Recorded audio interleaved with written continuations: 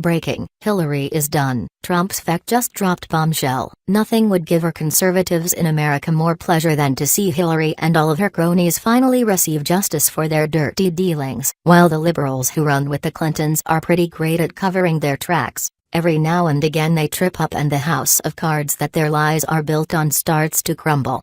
Getting a peek into the world of high-ranking liberals isn't common because, as every superhero movie watcher knows, the villains have to have some sort of blackmail on you to really trust you. This kind of system assures mutual destruction if anyone spills the beans, and since no one wants to go the way of Seth Rich, the aides and staffers that surround the former First Lady keep their mouths firmly closed.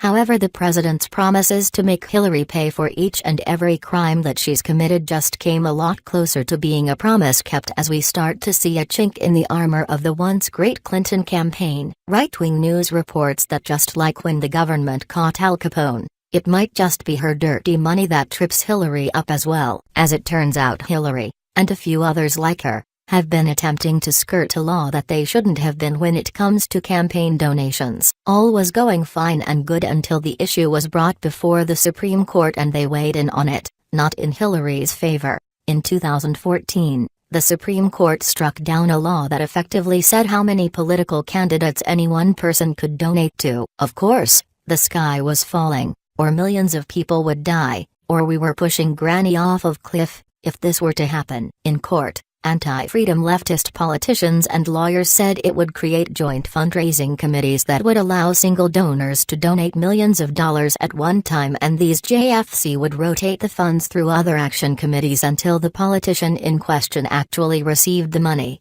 effectively bypassing the law. The Supreme Court said this would still be illegal, so no, the sky would not be falling that day. The great irony, it turns out, is this is exactly what Hillary Clinton was doing all along. Fox News reported the Democrat National Committee and their ilk as using state chapters as strawmen to circumvent campaign donation limits and laundering the money back to her campaign. The Committee to Defend the President, a political action committee, filed its complaint with the FEC on Monday with the allegations that the Hillary Victory Fund, HVF, solicited cash from big-name donors, including Calvin Klein and Family Guy creator Seth MacFarlane, money that was allegedly sent through state chapters and back to the DNC before ending up with the Clinton campaign.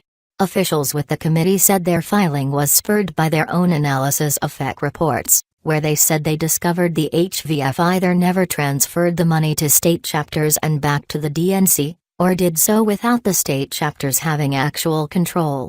Once again we get to see what happens when the DNC decides that rules are for poor people, and they ignore the spirit of the law. It's been tested time and again that unless someone constantly, actively holds their feet to the fire, Democrats will do everything they can to break the law as much as they can and still stay out of prison. As it turns out, Hillary might have pushed that line a little too far, or at least we can hope that's how a judge will see it.